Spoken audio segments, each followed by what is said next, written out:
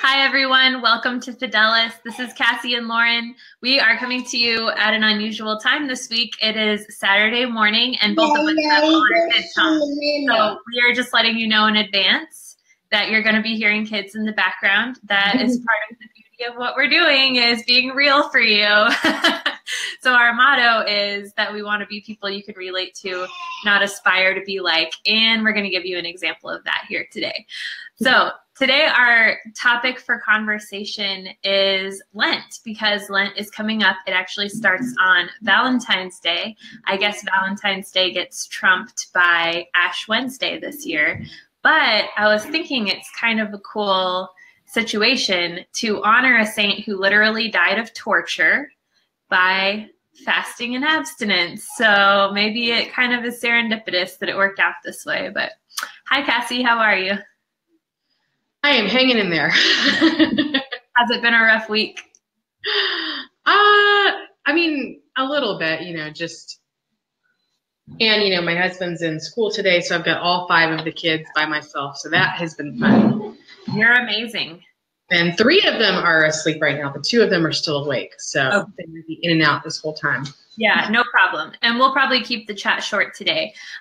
Really, we just wanted to kind of talk about what we might be doing to prepare for Lent, and also see if you guys wanted to share what you're doing to get ready for Lent, because we're always open to ideas. I think we can kind of just go through a little bit of what is Lent, and then talk about what maybe we've already got planned, and get feedback from you guys so that we can get ideas as well. So I pulled up a passage from the Catechism of the Catholic Church just to read a little bit as we start about the Passion of Christ, because that's really what we're commemorating. So as you all know, Lent is a season of preparation. My kids go to this thing called Catechism of the Good Shepherd. It's an adorable children's catechesis program, and they kind of break things down to the bare bones. And I love it because the liturgical calendar, they are able to memorize it really early just because they keep it so simple. And so they know that Lent and Advent are seasons of preparation. So whenever the priest is wearing purple, they're always like, Mom, it must be preparation time. And that actually helped me to kind of get into the Lent mode this year, because I was thinking about what are we preparing for? So I'm going to read the passage from the Catechism that talks a little bit about the Passion of Christ that we're preparing for.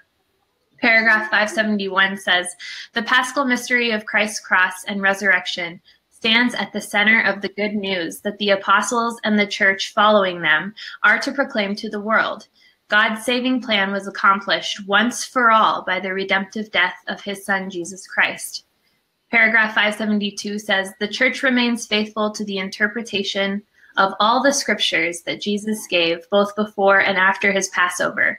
Was it not necessary that Christ should suffer these things and enter into his glory? Jesus' sufferings took their historical, concrete form from the fact that he was rejected by the elders and chief priests and scribes, and handed him to the Gentiles to be mocked and scourged and crucified." So something that I really like about Lent is I feel like it's a time when no matter what you're going through in your life, you can relate to Jesus. In other words, whatever struggles we go through, he's already been through them and more. And so I find this season oddly consoling. I feel like there's so much solidarity that we have with Christ during this season. And I think some people view Lent as kind of a depressing season, but I don't really view it like that. I'm weird, and my favorite mysteries of the Rosary have always been the sorrowful mysteries. I keep pictures from the Passion of the Christ around my house. For some reason, I just get a lot of I find it uplifting just to on his suffering level. So Cassie, can you relate to that, or do you prefer to meditate on the more joyful parts of Christ's life? No, I mean, I definitely feel like that's how I feel too. I never feel closer to God than I do during Lent, I've noticed. And that is fairly new. When I was younger, I didn't really feel that way as much. But I think that just goes back to, again, poor catechesis. I didn't really know. I don't know. But just, when I was younger, it was really just about, okay, well, I can't eat meat and I have to give up candy, like that was pretty much what our family did. You know, Yeah. it was no on Fridays, and you know, we'd give up something like candy or soda, and that was pretty much it. So now I really look forward to it each year. And I mean, yeah, it's really when I feel the closest to God. And so I definitely relate more with that. And the sorrowful mysteries are definitely the ones I usually end up praying most often also when I do the rosary. I don't really know why, Yeah. but it seems to end up that way. Yeah. If I ever start praying the rosary, like without, like just kind of on the spur of the moment, I just find myself praying the sorrowful mysteries. Like if I'm not even thinking about it, just pray the sorrowful mysteries. Yeah. And yeah, I don't find it like morbid at all. I find it so like, I just think it's so great to be able to relate to not only Jesus, but also Mary, because the Passion of Christ was so painful for her as well. And like for the apostles. So yeah. I really like the season of Lent. And I think you made a good point about kind of like the go-to attitude is that it's a time of like giving up something you like and not eating meat on Fridays. And there's kind of that negative connotation about Lent, but there's also some things that we can do that are more proactive, I guess you would say. Like we can do charitable acts during Lent instead of giving something up or in addition to giving something up. And that will maybe help us grow as much or even more than giving up a certain maybe food. I was listening to one of Father Mike's great videos this morning to get ready, and he made a really good suggestion of writing down like the names of 40 people that you know and writing each one like a note each day and either just mailing it or giving it to them to let them know that you are thinking about them. And I thought that would be kind of a sacrifice to take the time to do that, but it also could have like really good implications on your daily life. So I thought that was cool. Yeah, I like that too. And that was another thing, like what you mentioned, how you don't necessarily have to give something up, Ivy. That you can, you know, do acts of charity, or there are other things that you can do. And I didn't know that growing up. You know, I did not know that at all. So that's something that, you know, the past few years I've tried to make an effort to do also, especially since I've spent so much time being pregnant. There's a lot of times when I don't have to or abstain. So I've had to try to, I've had to try to come up with, you know, other things to do. Yeah. Yeah, so maybe just really quickly, since this is going to be a short video, do you want to like share if you've already got a plan for kind of like what you're going to do for Lent this year? I have no idea what I'm going to do this year for Lent yet. So share your suggestions, everyone. Yeah. I mean, I've got a few ideas of like things. Like I'll try to find the website because I'm not trying to like jack someone's ideas. But I saw somewhere, I really liked it, where it was like you take, you know, a vase or a bottle or something and wrap a purple ribbon around it. And every time you do some kind of sacrificial act or whatever, you put a bean in there, like a little dried bean. Cool. No. And so that shows like your, like a visual reminder of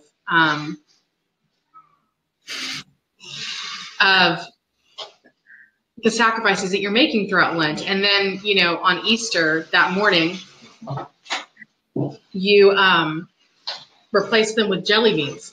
Oh, that's fun. So it's like you see how the sacrificial acts, you know, kind of pay off. Yeah. I thought, well, that would be kind of neat for my kids to, you know, especially Ben, since he's older, to be able to, it's something he can participate in now. Yeah, for sure. Hopefully kind of encourage him to do those things because, hey, you know, when you do something, you can put a bean in the jar. Yeah. Saint Therese, I think she had like a bracelet or something, or like a string of beads where she would move one each time she like did a sacrifice. And I thought that was such a great idea for kids too. My plan is kind of to control the amount of time I'm on social media and to like not snack. And I'm not putting like a weight loss number on the not snacking thing. I'm not going to like restrict what actual foods I'm eating. I'm just going to try to work on the self-discipline of just eating like 3 times a day, because I'm kind of a grazer by nature, and I think I kind of need to rein that in a little bit. So I figured Lent would be a good time to get that going. Yeah, and one thing that, like, especially since you mentioned social media, this is where you see it a lot, that I think that people need to remember is that we're called to do this with humility. Mm-hmm. You're not supposed to be running around like telling everyone over and over again about this big sacrifice that you're making. And since social media has become such a big thing the past few years, I've noticed that every year on Lent, that there are people that sit there and they're like, oh, I'm giving up Facebook, and they have to like plaster it everywhere. And I'm like, well, that's kind of, I mean, like, it's fine, I guess, but you're not supposed to run around telling everyone about this big sacrifice that you're making. Yeah, I think that that's outlined pretty clearly in scripture, where it says, like, when you pray, go into your room and do it in private, and don't let your face show that you're like hungry when you're fasting. Right. If people like are really active on social media and they don't want people to worry that they just fell off the face of the earth, I understand. But yeah, I guess it's always a temptation, no matter what we're doing, to kind of like look for those kudos from other people, when really like the purpose of giving something up is, I think the way the church describes it is, we're trying to remind ourselves of the need that we have for God. And so I guess we don't want to fall into the trap that's really easy to fall into of looking for affirmation from other people for what we're doing, rather than using it as an opportunity to seek God. Yeah, and I think that that's another part of it that can be kind of hard, because when you're, especially if it's something that's difficult or you're struggling with, or you're sacrificing something, it's I mean, it's natural to want to find a sense of community or support. So it's not like people are, like terrible people for doing that. It's another thing that you have to kind of resist the urge to do. Just like if you're, if you give up coffee, then that's going to be something every day you're going to have to resist that urge. So if you, give up social media, you're going to have to resist that urge to sit there and make sure everyone knows about it. Yeah, exactly. One thing that you mentioned earlier too, that I kind of want to go back to is Valentine's Day, since that's on Ash Wednesday, which I actually thought was kind of perfect in a way, because a lot of people I've been seeing that they're going to celebrate on Fat Tuesday, which is actually what I'm going to do. Yeah. I thought, well, that's even better. Yeah. That works so well. I know, doesn't it? Because I mean, that's the day when you're supposed to, kind of really go all out as it is. So it's like, hey, how perfect is it that it's on Valentine's Day that you get to do that? And then the next day you can kind of maybe actually focus more on St. Valentine himself. Yeah.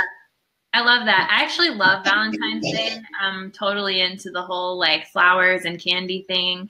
But I know it usually falls like in one of the first couple of weeks of Lent. And it's always this holiday that, like, if my Lent is going to get derailed, that's usually when it's going to happen. Because I really love to celebrate Valentine's Day. So it's kind of cool to me and helpful when it's going to be celebrated a day early, so that we don't have to just pass it up together. Yeah, and the other funny thing is that April Fool's Day is Easter Sunday this year. Yeah. I love that. That's the best April Fool of all history. Just kidding. I'm not dead. Oh my gosh. I wouldn't have even thought of it like that. Yeah. Really is like so perfect. Yeah, I know. I'm sure there's going to be some great like memes that are going to come out as Easter gets closer. That's going to be hilarious. That's totally, I was just sitting there thinking, well, man, how do you prank someone on Easter Sunday? Yeah, you just got the ultimate prank there. Just kidding, guys. Just kidding. I'm not really dead. I will say another thing that I think helped when it came to Lent is to being more active during Holy Week. Because my parents, they didn't really, like, I never went to, I know we went to the Good Friday service, but like I never went to the Holy Thursday Mass, like ever until a couple years ago. Mm-hmm. So that's something I really look forward to my kids getting to experience as they grow up, because for me, I found that to be really moving, and it really helped deepen the experience, especially when you can go to everything. Yes. Before I was married and had kids, Holy Week was like my favorite liturgical week of the year. I went to like every single thing on Holy Week, and just like being able to enter into that mystery on such a deep level with the rest of the community, because it's really the only week of the year when like a lot of people are together going to the church repeatedly, like day after day. And especially like having the altar of repose. Like before I was married and had obligations to my family, I could go and like spend an hour in the middle of the night at that altar of repose on Holy Thursday leading up to Good Friday, and then go spend time in the church when it's empty on Holy Saturday, and like help like feel the absence of God, so that Easter is that much more meaningful. And it's been really hard for me to do any of those things since I had kids. But now that my youngest is a little older, I definitely want to make an effort to get them more exposed to Holy Week and enter into it more fully myself as well. Yeah, the first time I went to the Holy Thursday Mass, it really just struck me like how, and then afterwards we had, adoration. Mm-hmm. Okay, now I know. It just really struck me like how just fitting that was, because as we all know, in the Garden of Gethsemane, that was what Jesus asked of his disciples, of his apostles, was to spend some time with me, in essence, before he died. And so that's what we get to do. Mm-hmm. And I just thought that was really beautiful. And it was so moving. We processed around the church and we sang, and then went to, adoration. And it was wonderful. I loved it. Yeah. And most of my kids are too young for that now, but I really look forward to hopefully a time when they're older that they can be introduced to that at a good age. Yeah. I wonder if there's a good resource for people that can't make it in person. I know we could probably watch it on EWTN from home. It's not the same, but that's one option.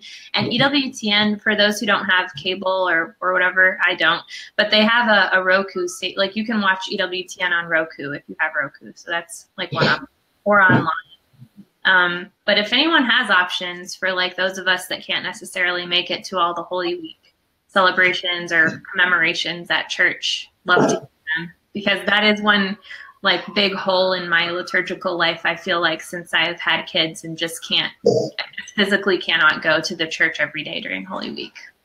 Yeah, I know. And there was 1 year that I got to do that. Well, not every day, but I got to go for Holy Thursday and then Good Friday. And then I actually don't think I got to go during the day on Holy Saturday, but we did the Easter Vigil. That was the year that my husband, that he entered the church.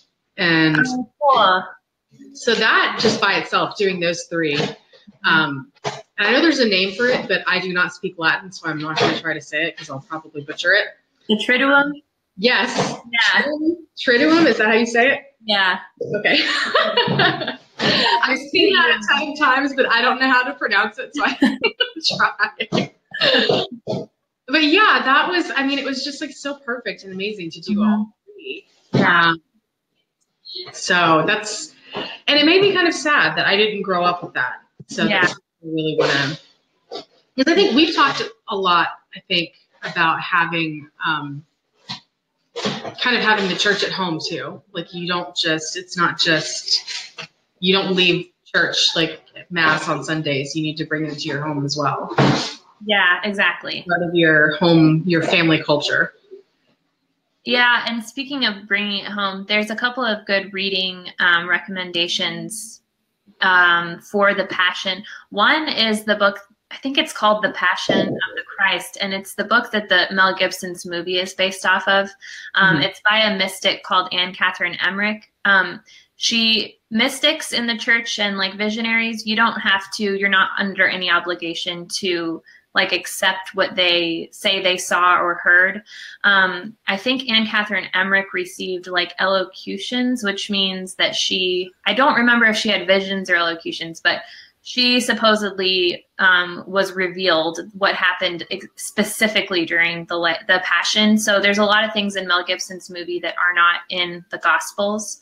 Mm-hmm. And where he got those details, he didn't make them up. He pulled them from Anne Catherine Emmerich's writings. So those writings are not condemned, or like basically nothing in them conflicts with what we know from the Gospels and what the church teaches, but you're also not under an obligation to believe them. But if you're interested, I did read them, and I found that book very like a great way to like feel that I was there present. Like the way that it's written, you feel like you're kind of like in the crowd watching him carry his cross, or like with Mary when she's going through certain things. So I found it really helpful. So that's one reading recommendation. Also, Fulton Sheen's Life of Christ would be really good during Lent. It just goes through his whole life, including his Passion. And his is based, I believe, just on the Gospels, like just what we objectively know happened.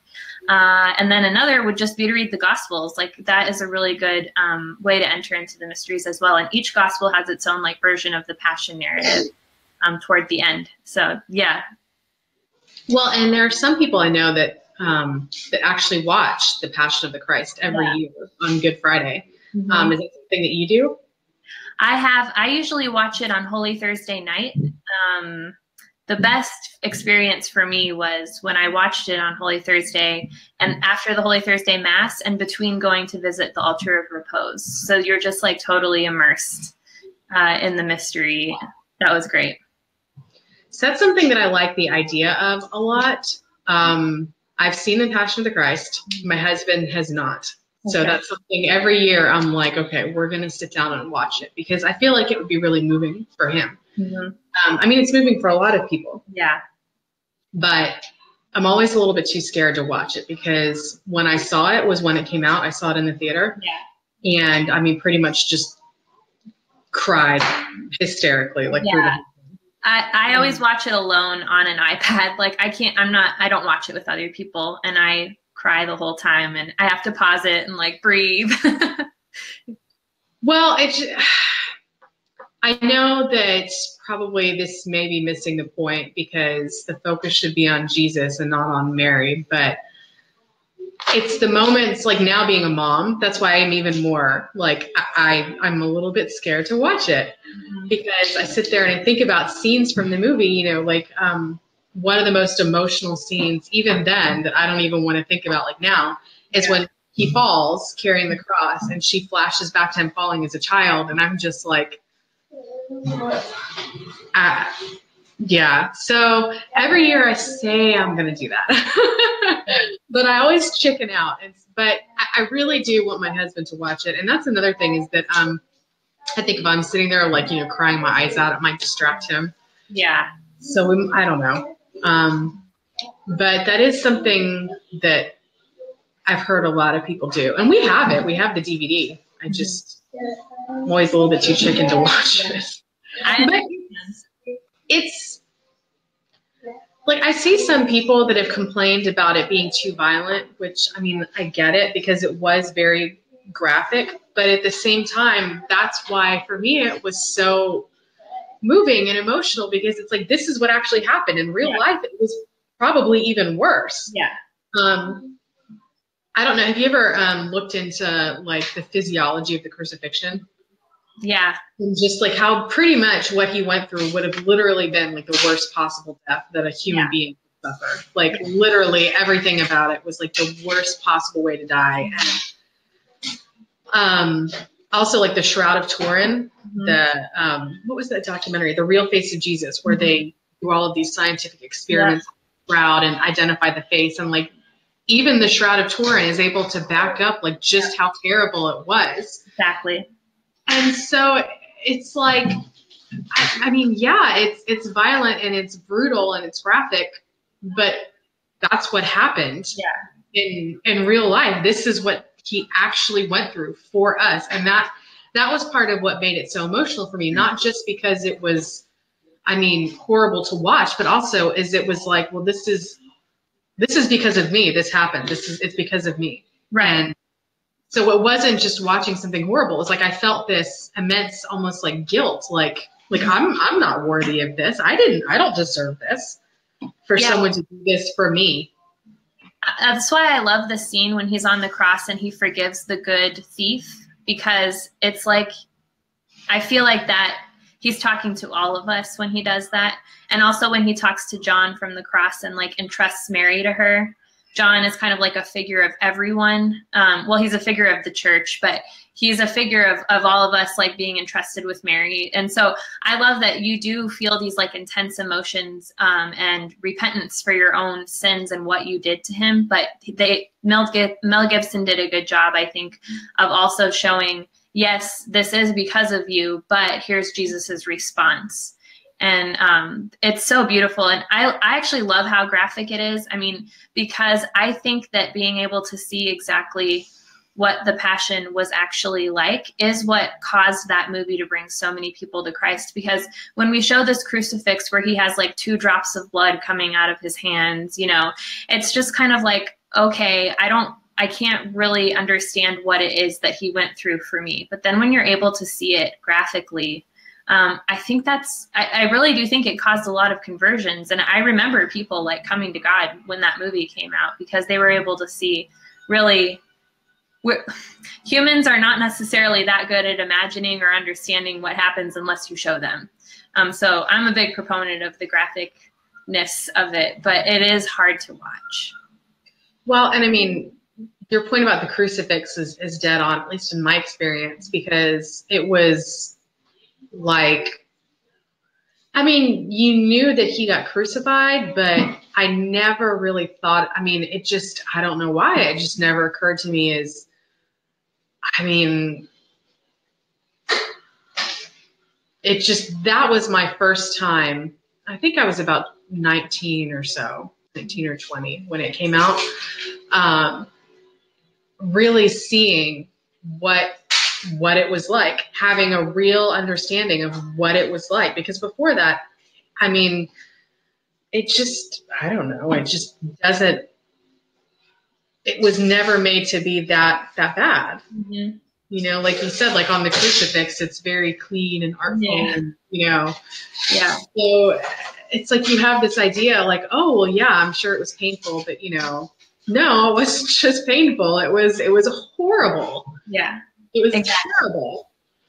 There was nothing easy about it or short way out. Like, he took the long road on everything in the Passion.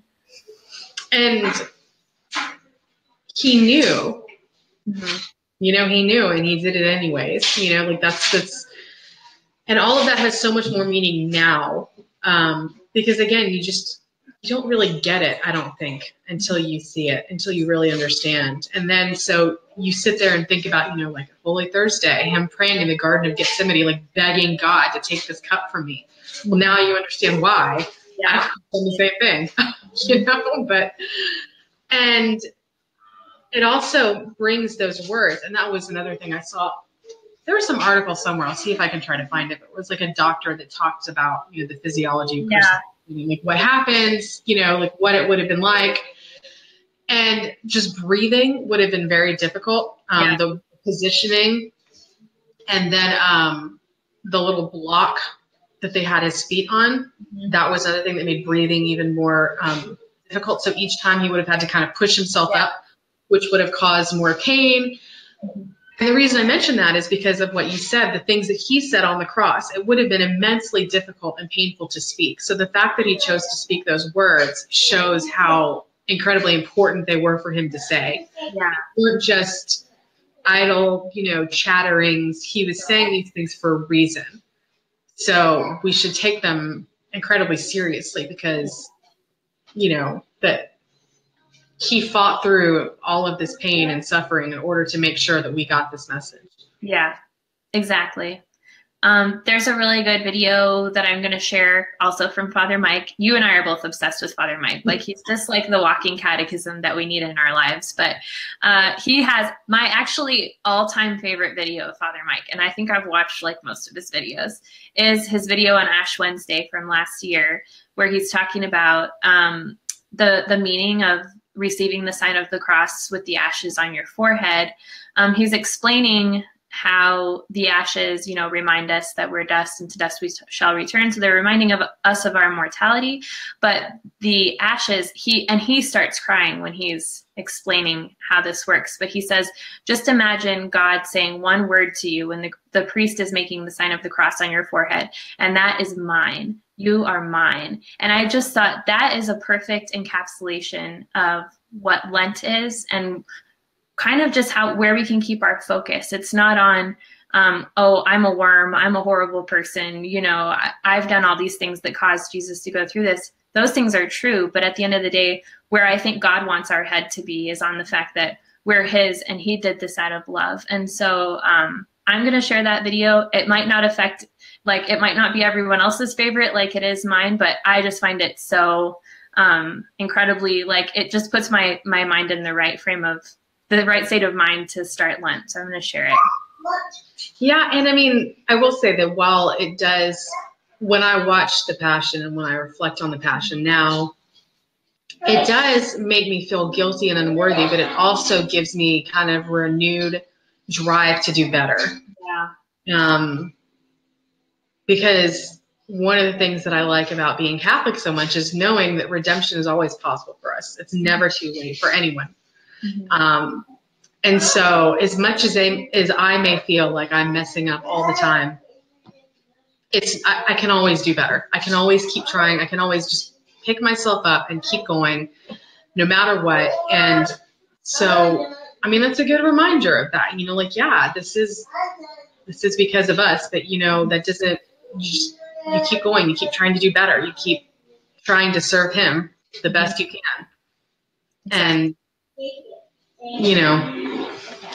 I will say another thing too that I liked from the movie that is not on the graphic side though is showing his family life with Mary and Joseph. I like that they had those little flashbacks of him when he was young and working as a carpenter and them being happy together, because we don't really have any of that information. And not that that's really applicable to Lent, but just if anyone's watching this and they haven't seen the movie, it's not all bad.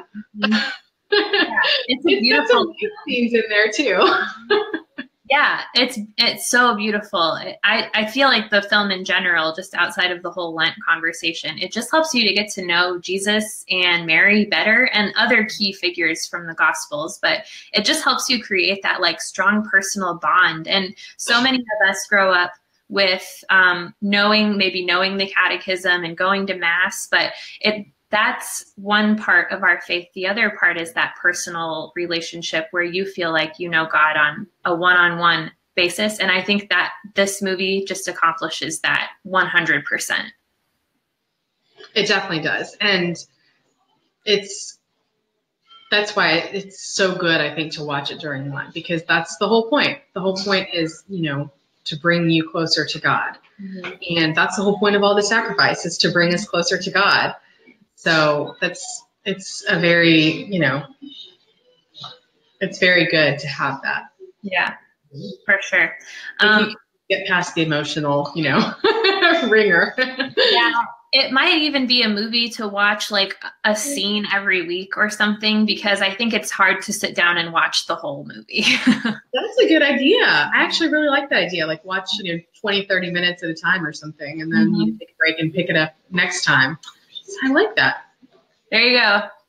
I'll post a few links that I found. If you have anything, also go ahead and post them. And again, we invite you to share any suggestions that you have, any ideas you have for how to enter into that mystery during Lent, any reading suggestions you have. And we also would love it if you would share this video with your friends. And we are on Twitter at Fidelis Women if you want to follow us over there. Cassie does a really good job posting regularly, and she's always I'm always like, oh, I love this account because I'm always learning stuff from it. So, yeah. It's mostly stuff I retweet, I try to put up, different quotes from saints and, things of that nature. But a lot of the good stuff that I'm finding, it's from, other people. Yeah. Yeah. It's great to just have an account that's curating amazing stuff from all these different sources in the Catholic Church. So I love it. And I think you guys will love it too. So go follow us. Yeah. And it's funny you mentioned us both liking Father Mike Schmitz, because he's retweeted us quite a few times now. And every single time, yeah. Every single time I see that on our notifications, I'm like, ah! Yeah. Yeah. Yeah, we totally fangirl over Father Mike. It's really funny. Yeah, anyway, so I know we've both got a lot going on today and all our kids are home. So we're going to end it here, but thank you guys for tuning in and we will see you next week.